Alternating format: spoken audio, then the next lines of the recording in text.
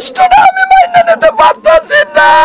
মানুষ মানুষকে কিভাবে মারে, এগুলোর পিছিয়ে অনেক বড় বড় নেতাদের হাত আছে, বড় বড় লোকদের হাত আছে। মানুষকে ভাই পাথর দিয়ে এমনি এমনি মানুষ মেরে ফেলবে না, অনেক আগে থেকে কিন্তু চেষ্টা করছে, কিন্তু যারা মার। দর্শক শ্রোতা, এবার সেই বাবার হত্যার কঠিন বর্ণনা দিলেন সেই সোহাগের ছেলে। দর্শক, আপনারা জানেন যে পুরান ঢাকার মিডফোর্ডে এক ব্যবসায়ীকে কিভাবে নির্মমভাবে তাকে হত্যা করেছে এবং তারই সন্তান এবার যে সত্য ঘটনা জানিয়ে দিলেন এবং কারা এর সাথে জড়িত সেটাও এবার প্রমাণ পেয়ে গেলেন।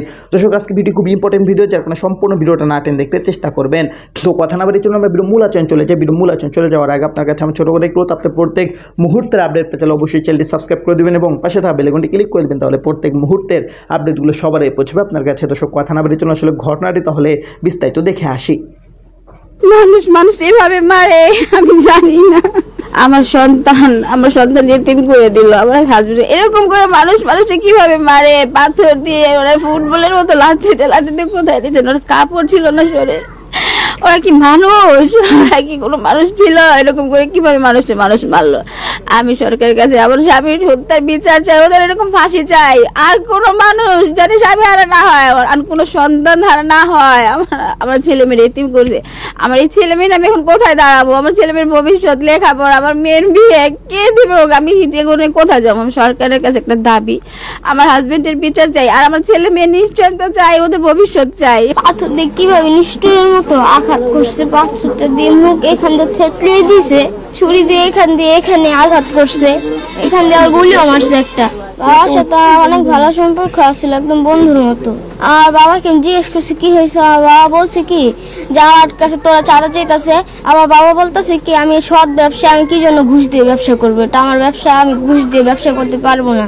তাই এই জন্য আর তাদের এভাবে চাঁদা দেয়নি। পাথর দিয়ে নিষ্ঠুরভাবে মেরছে, এত কষ্ট দিয়ে রাস্তার ধারে ফালিয়ে। আমি তাদের ফাঁসি চাই। আমার বাবার ব্যবসার কারণে আমার বাবাকে এভাবে নিষ্ঠুরভাবে মারা হয়েছে। মাসে মাসে 2 লাখ টাকা চাঁদা চাইছে। আমার বাবা বলছে এটা আমি দিতে পারবো না, এটা আমার সন্তানের ভবিষ্যৎ, এটা আমি কেন দিব? আমি আর পারছি না, আমার মায়ের কষ্টটা আমি মাইনা নিতে পারতাছি না। আমার মায়ের এত কষ্ট দিয়ে মারছে, আমার মায়ের অনেক কষ্ট দিয়ে মারছে। আমি তার কাছে আমি এটার বিচার চাই। আমার মায়ের রক্তের বদলে রক্ত চাই। আমরা 3টা ভাই বোন, আর একটা ভাই, ছোট ভাই, কলিজার টুকটা পেট, কত সুন্দর নূরের, কত সুন্দর সাবধানী। আর ভাই আমার মামলার ক্ষেত্রে অনেক রকমের তারা কারসাজি করছে হচ্ছে গিয়া, প্রথম যে মামলাটা করা হয় সেখানে আসামি যারা ছিল প্রত্যেকেই এই ঘটনার সাথে জড়িত ছিল। কিন্তু পরবর্তীতে যখন আমাকে আবার স্ক্রিপ্টে দেওয়া হয় মানে ওসি স্যার আমাকে বলে, মনিরুজ্জামান মনির, উনি তার রুমে ডাকার পরে আর 11:30টার দিকে একটা স্ক্রিপ্ট দেয়, মানে আমাকে দেওয়া, বলে যে আপনি এটা পড়েন আর কোথায় কোথায় কি মিসিং আছে ওইটা আপনি ওইখানে লেখেন, আমরা ওটা সংশোধন করব। পরে আমি ওটা পড়ার পরে অস্ত্রের কথাটা বলে নাই, কারণ আমার মামাকে যখন মারা হয়েছে তখন কিন্তু অস্ত্রে দিয়ে আমার মামারে এখানে একটা গুলি করা হয়েছে। হ্যাঁ, তারপরে আপনার ছুরি দিয়ে আমার এখান থেকে বেরোই গেছে। তারপরে এই যে হাতের ভিতরে এই যে ছুরি দিয়ে তারপর আমার এই মামার এই যে ঘাড়ে আঘাত করছে, ঘাড় একদম ছন্ন বিছন্ন হয়ে গেছে। তারপরে এখানে একটা পোস্ট দিছে, এখানে একটা পোস্ট দিছে। তারপরে এগুলো করার পরে ওটা আমি বলছি ওসি স্যারের যে স্যার এখানে তো এগুলো উল্লেখ করেন নাই। এরপর বলে যে আমরা সব উল্লেখ করবো, আপনি ওখানে আন্ডারলাইন করেন কোথায় দিব, কোথায় কোথায় মিসিং আছে। তো এটা করার পরে আমি সব পড়ে দেখছি ঠিক আছে। আমি এবার করছি কি ওটা ছবি তুলে রাখছি। ওনারা বলছে যে ছবি তোলা যাবে না। আমি এবার করছি কেন ছবি তোলা যাবে না? আমি এবার গোপনে এটা ছবি তুলে রাখছি আমার ফোনে। কিন্তু তারা কি করছে, ওইটা না দিয়া অন্য তাদের মতো করে সাজাইয়া ওইটা আমার মায়ের কাছ থেকে সিগনেচার নিছে, যেটা 17-18 নাম। তো দর্শক, আপনার ভিডিওটি দেখলেন। ভিডিও দেখে যদি আপনার কোনো মন্তব্য থাকে তাহলে অবশ্যই কমেন্ট বক্সে কমেন্টে আপনার মূল্যবান মন্তব্য জানিয়ে দেবেন। দর্শক, এখন আমরা পরবর্তী একটি ভিডিও দেখবো, যেটাতে আমরা আরও কিছু তথ্য আমরা জানতে পারবো। দর্শক, চলুন আমরা সেই ভিডিওটি বিস্তারিত দেখে আসি। একটা মানুষকে ভাই পাথর দিয়ে এমনি এমনি মানুষ মেরে ফেলবে না, অনেক আগে থেকে কিন্তু চেষ্টা করছে, কিন্তু যারা মারছে এরাও মানুষ না। কারণ একজন যত বড় অপরাধী হোক, সে যত খারাপ লোকই হোক, পাথর দিয়ে একটা মানুষকে আপনার মেরে ফেলা এটা একটা সাধারণ মানুষের পক্ষে সম্ভব না। এগুলা মানে মানুষের কাতারে পরে কিনা আমার সন্দেহ আছে। এই ঘটনাটার আসলে সুষ্ঠু তদন্ত হওয়া উচিত। যেই ব্যবসায়ীকে মারা হয়েছে, এই ব্যবসায়ী মূলত ছিল একজন আওয়ামী লীগের এজেন্ট, এবং এই ব্যবসায়ী অনেক অত্যাচার করছে এলাকার মানুষের উপর। সে হাসপাতালের মানুষ অতিষ্ঠ। এই ব্যবসায়ীর নামে মনে হয় 2-3টা মামলাও আছে। এবং এই ব্যবসায়ী হচ্ছে অনেক জুলুম করছে, এবং ভাঙ্গারি যারা, এর একটা সিন্ডিকেট, যারা ভাঙ্গারির ব্যবসা করে অনেকে জানেন না, ভাঙ্গারির ব্যবসা হচ্ছে একটা সিন্ডিকেট। এই সিন্ডিকেটে পড়ে গেছিল হচ্ছে আপনার এই ব্যবসায়ী। তো আওয়ামী লীগ পতন হওয়ার পর বিএনপির আমলে এই লোকটা খুব ভ্যাডাম দেখাইছে, সো বিএনপি থেকে বহিষ্কার করছে। সেজন্য আমি বিএনপিকে সাধুবাদ জানাই। তার পাশাপাশি বিএনপিকে বলবো, আপনাদের নেতাকর্মীদের লাগাম টেনে ধরুন। আপনারা অনেক ছাত্র সংগঠনের নেতাকর্মীদের উপর আপনাদের নেতাকর্মীরা হামলা করতেছে, বিভিন্ন জায়গায় দখলদারিত্ব করতেছে। তো এগুলো কেন হচ্ছে জানেন? আপনাদের দলের ঊর্ধ্বতম কর্মকর্তারা ভালো, বা যারা সিনিয়র নেতৃবৃন্দ আছে তারা দেশের জন্য কাজ করার জন্য মুখিয়ে আছে, কিন্তু আপনাদের দলে 5 তারিখের আগে যারা ছিল, আপনি দেখেন যারা 5 তারিখের আগে বিএনপির জন্য জান প্রাণ দিয়ে রাজনীতি করছে, এরা কিন্তু 5 তারিখের পরে কোনো অপকর্মে জড়া নেই। কারা জড়াইছে জানেন?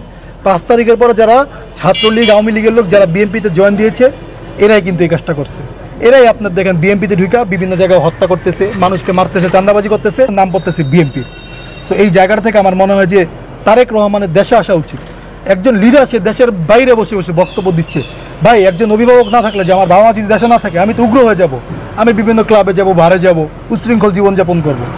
এটাই স্বাভাবিক। আমার পরিবার থাকলে পরিবারের সাথে সময় দিব, বাবা মা একটা ভালো পরামর্শ দিবে, তার কথাটা মানবো, চোখের সামনে থাকবে। তারেক রহমানের এই মুহূর্তে উচিত দেশে আসা, দেশে এসে এই বিএনপির লাগাম টেনে ধরে এই বিএনপিকে, যে 5 তারিখের আগে যে সহনশীল বিএনপি ছিল, সেই বিএনপিতে ফিরিয়ে আনা। মিটফোর্ডে হচ্ছে যাকে পাচ্ছে তাকে গ্রেফতার করছে ওই দিন রাতের বেলা। অনেকে এখানে নিরপরাধ, এদেরকে ছেড়ে দেওয়া উচিত। আমার মনে হয় যে একটা মামলায় 302 ধারা, এই ধারা যদি ফাঁসায় দেয়, মানুষ খুব সহজে জামিন পাবে না ভাই। তো এটা আসলে আমাদের মনে হয় যে এটা একটু তদন্ত করে সঠিক, যারা বিএনপির যারা টাকাওয়ালা, এরা যেন বেঁচে না যায়, হত্যা করে যেন বেঁচে না যায়। যে বিএনপির প্রভাবশালী, বিএনপির অনেকে আছে, বা আওয়ামী লীগের অনেকে এরকম দেখছি যে এরা রাজনীতি করতো, ঠিক আছে, কিন্তু পদপদবী ছিল না, এরা আন্ডারওয়ার্ল্ডের রাজনীতি করতো, অস্ত্র নিয়ে রাজনীতি করতো, এই কারণে এরা দল এদেরকে পালে। তো আমি আশা করবো যে বিএনপি হোক বা যে দলেরই হোক, এরকম কোনো যেন না দেখা যায় আসল হত্যাকারী। সিসিটিভি ফুটেজে স্পষ্ট দেখা যাচ্ছে কারা হত্যা করছে।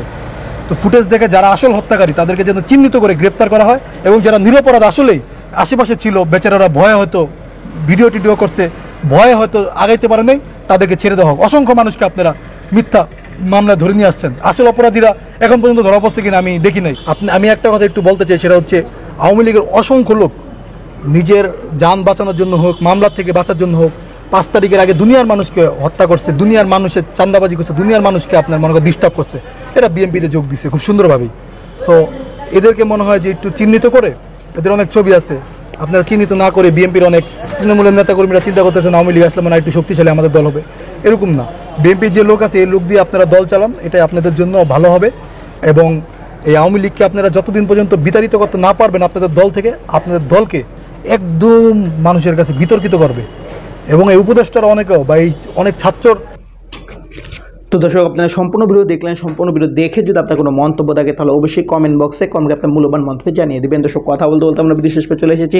ভিডিও শেষ করার আগে আপনার কাছে আবার অনুরোধ করছি, আপনার প্রত্যেক মুহূর্তের আপডেট পেতে অবশ্যই চ্যানেলটি সাবস্ক্রাইব করে দেবেন এবং পাশে থাকা বেল আইকনটি ক্লিক করে দেবেন, তাহলে প্রত্যেক মুহূর্তের আপডেটগুলো সবারই পৌঁছাবে আপনার কাছে। তো বিশেষ করে ভালো থাকবেন, সুস্থ থাকবেন। আল্লাহ হাফেজ।